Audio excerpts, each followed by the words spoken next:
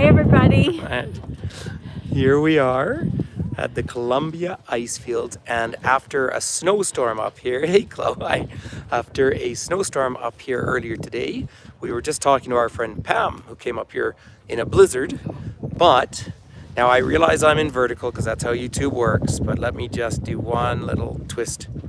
Look at that, ladies and gentlemen. There is the mighty Athabasca Glacier. Mount Athabasca up to the right up there. Mount Andromeda with the hanging Andromeda Glacier right there. And then we look out, the Athabasca Glacier and the Columbia Icefields up above. Keep in mind, the ice up the top there could be a kilometer thick. Can you imagine that? And then we start looking around to Mount Snow Dome, a tri-continental divide where waters flow either to the Pacific, the Atlantic, or the Arctic. Isn't that incredible? And then out to Mount Kitchener, biggest one in and around here. So it just turned so beautiful. We're up here, what did I say, 6,500 feet, right? How you feeling at the altitude, Diane? Kind of lightheaded, actually. Yeah, it does. Takes a bit of a toll, doesn't it? Yes, Well, it does, but I made it. You did make it. Well, we're up here. Hi, Hannah. So we're up at the Icefield Center. It's not very busy yet. Everything opened up a bit early this year. I just wanted to show, we're going to go for a bit of a walk, of course, but I just want to show what the old vehicles right here.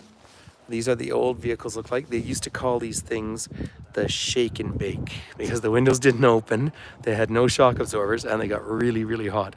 But you're in Jasper Park here. Now keep in mind, I've done lots of videos and I know Chloe posted one earlier from being here, but every time I come here, it's different.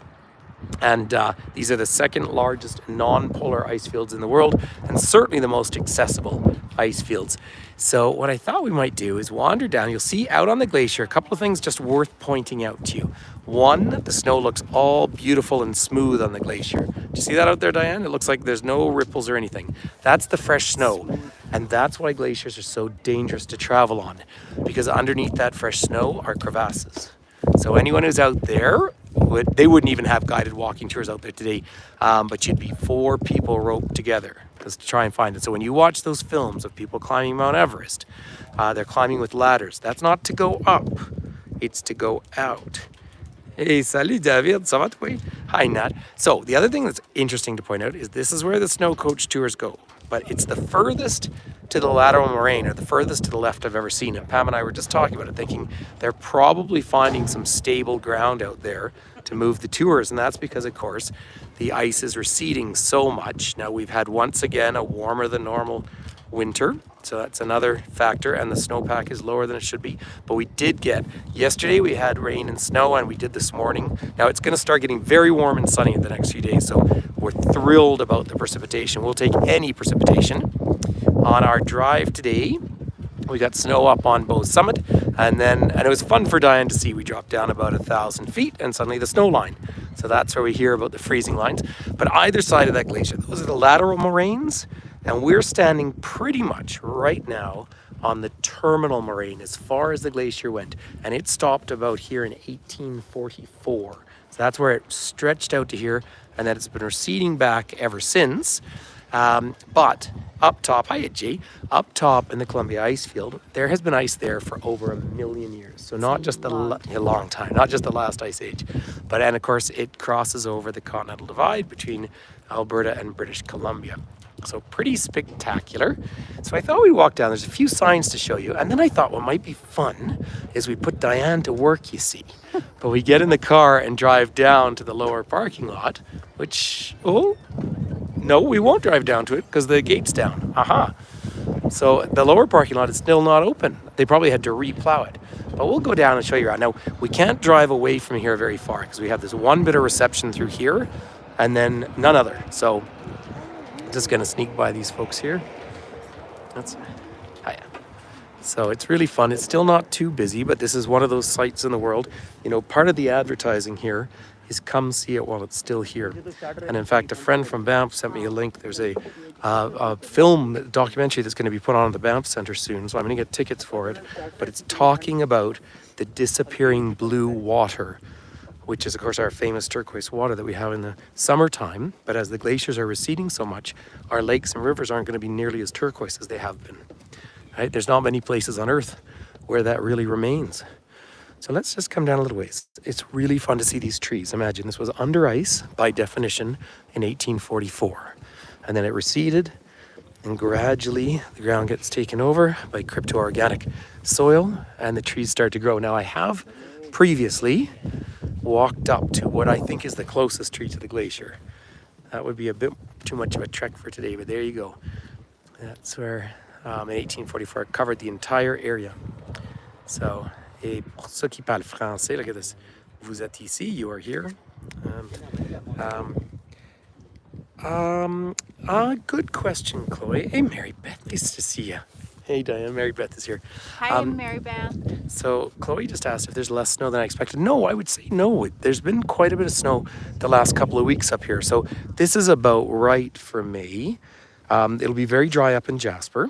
Now Jasper's had some rain, but Jasper's always surprisingly warmer than Banff anyway, just because the lower elevation.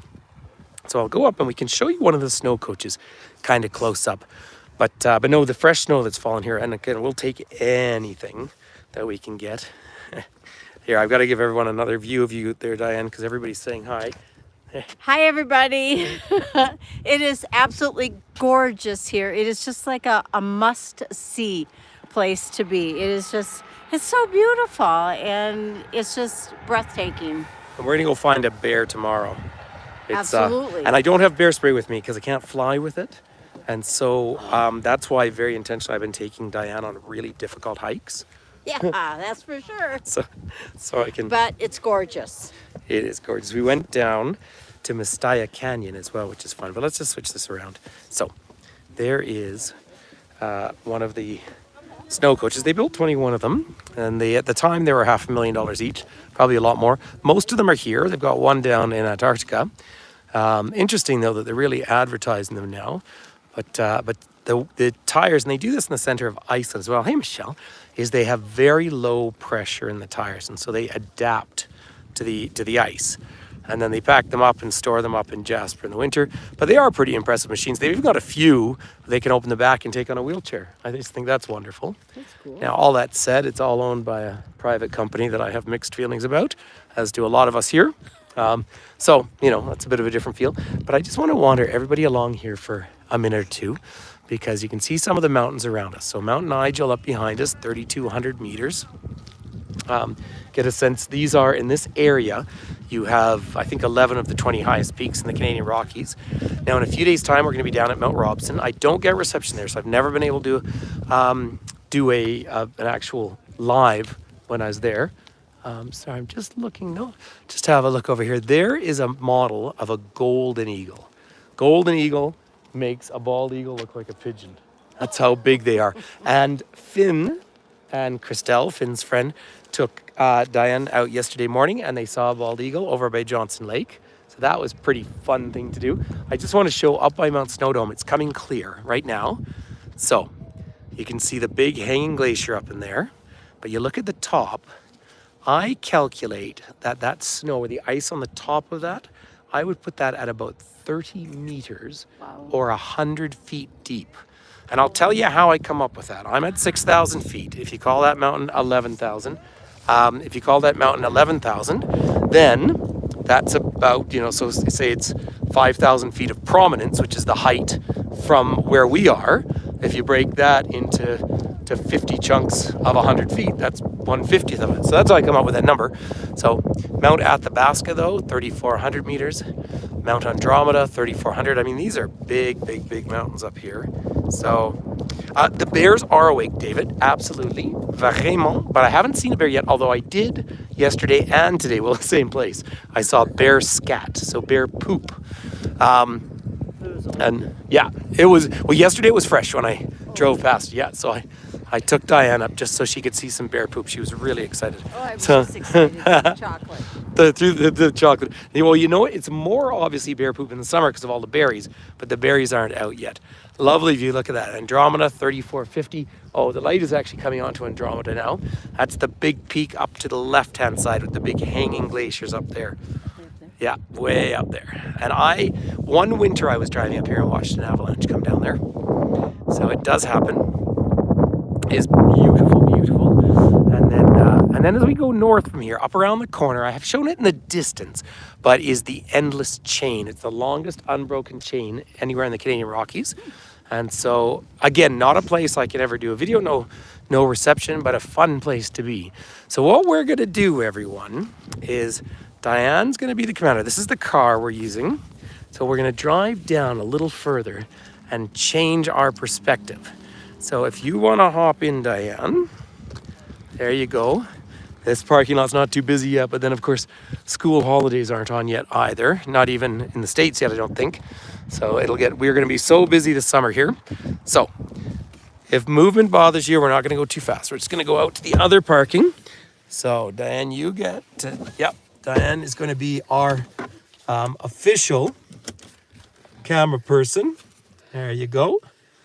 Right. So isn't that fun? Now this is a very important job. So you need to now explain the geology of the whole thing here, okay? Do I get paid for this job? Well, no. But you're famous forever. That's the big win. So as we curve around out here, yeah, Mount Kitchener. I always like that one just because I have a good friend, Kim Titchener. You might have seen her. She's Kitchener, but she's that bear expert. So she's the one who used to teach at Finn's school and everything, but she gets interviewed all the time on TV because she's the leading expert. There's the outhouses. So people can actually camp here with their camper vans in the summer as well. It's no, don't only turn your hand. Yeah, that. But here we go. So you'll see out in front of us that we go Jasper to the right and Lake Louise to the left. And like I say, we've only had a tower here for a few years anyway. And here's okay, guy wants me to pull out, which is nice, but it's not the rules of the road. So here's the sign for the Athabasca Glacier. Now, some of you, a number of years ago, remember that I camped up here in my old camper van. And I camped up here in the middle of winter, and that year they left the tower on. And then the next year they turned it off in the winter, so I wasn't able to do it. But there's little Ripple Lake over to our left. But we're gonna park up here. We can have a little walk around, so give everyone some better views. This is usually where I come down when I'm doing one of these visits to here. But it's nice to start back up at the Icefields Center. Seeing if there is a parking spot. Look at us. There we go. So, wasn't that fun? So there's some real, that's true YouTube live. Good stuff. Alrighty. Good camera work there, Diane. So, Thanks. Isn't that fun? Now, people still ask me to this day how I do it skiing. Hi, Anne. Nice to see you. Come on out and I'll show you around. I don't know if you want your phone there, Diane, yeah. So here we are. This is all on the moraine formations that are out here. It's pretty cool to see. But I just want to wander around for a second. And so the toe of the glacier. So if I'm here and my group is doing the hour and a half tour to go out there, I often go all the way down to the toe, and I usually offer a live tour. But we're looking north up towards Jasper in the distance there. And now I'll just give you a quick peek up towards Wilcox Pass, but there's the Icefields Center. So there is a hotel in there. Hey, Sarah. There is a hotel in there, and it is nice to stay in the hotel. It's lovely to wake up here. But I just want to show, remember 1844, the glacier was right up where the center is, okay? Then, this is where the toe of the glacier was in 1890. But now it is receding so quickly that where the lower parking is, it now takes me, and I'm acclimatized to the altitude, takes me still 15 minutes or more, 20 minutes to walk to the toe. That's how quickly it's receding down. Now the wildflowers haven't come out yet, because they will, but let's go see if we can find a bird or two. But up there, Mount Athabasca, I have climbed that one. And now because it snowed so much last night, you don't see any footprints, but that's a really popular one. Yeah, Michelle, it is a very fast recession. All but 6 glaciers in the world are receding is what the numbers tell us. And the ones that aren't are very specific reasons. So there's a car coming in that thinks it's going to drive down to the bottom, but it's not going to be able to. But mind you, I thought the road would be open too. But I just want to come over to Little Ripple Lake over here. So this is a day. So we left. Well, we didn't leave too early. We left at 9. I did go cold plunging this morning, everyone. I went for a swim in the river. And I had, 3 people come with me. But one lady from Florida who had never, ever done it really wanted to try. So they came down and she did a great job. 3 minutes in the water. But we left at 9 because it was really kind of icy, almost snowing around Lake Louise area. And now it's just clearing up, and the forecast for Jasper tomorrow is fantastic. So this is Little Ripple Lake.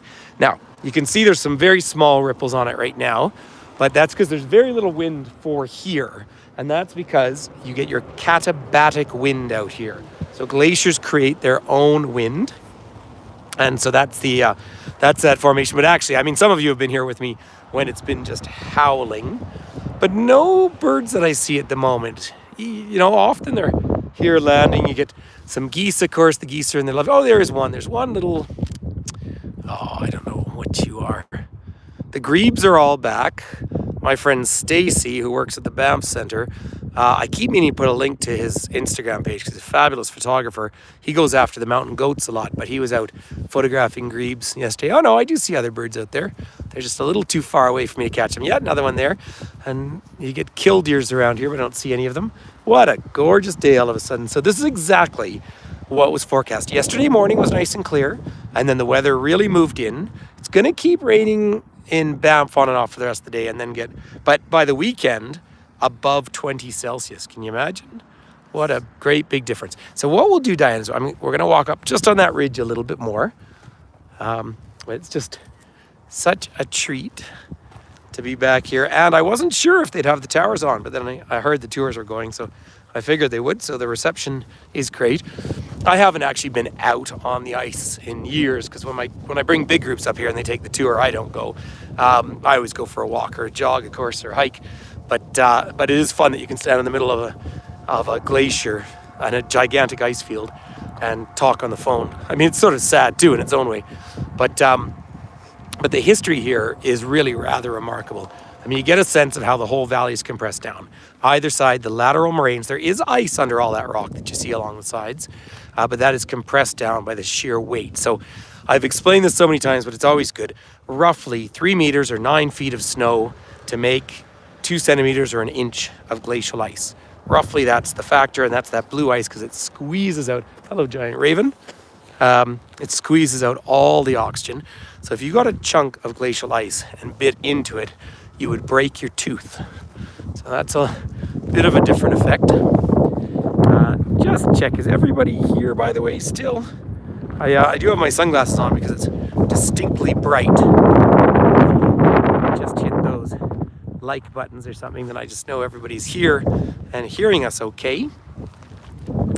So it's all great.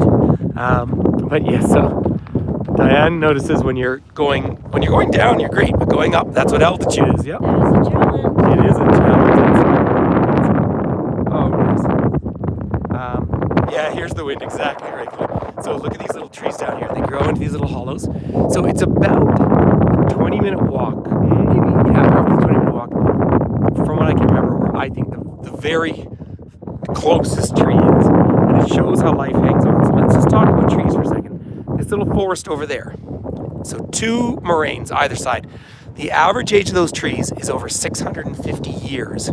They're roughly as tall as perhaps I am, but there's no disease in there, and clearly lightning's never gone in there. So they average 28 growing days a year.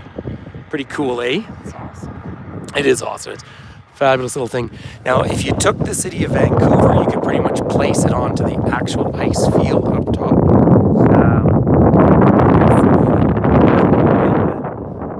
And then it's moved again now, but we had that ridge. We had a good view of it earlier on. So there we are. I just wanted to do a nice little view of the ice fields for everyone. You're more than welcome to always take these YouTube videos and share them on your own social media. In fact, it's much appreciated if you do that. Diane and I are going to go jog all the way up to the glacier.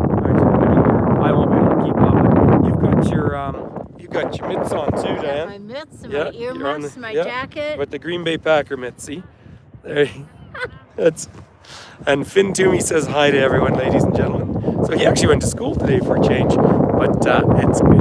So listen to everyone. Oh, thanks, Glenn. Peace and love, everyone. Do watch tomorrow. We'll do something in Jasper. But I'm taking Diane all the way up to Moline Lake. No reception up there, of course. But the forecast is fabulous. And thank you, Sarah. Appreciate that. So that's our plan for tomorrow. All the Jasper stuff. We're going to get in early enough today that we might go up to Patricia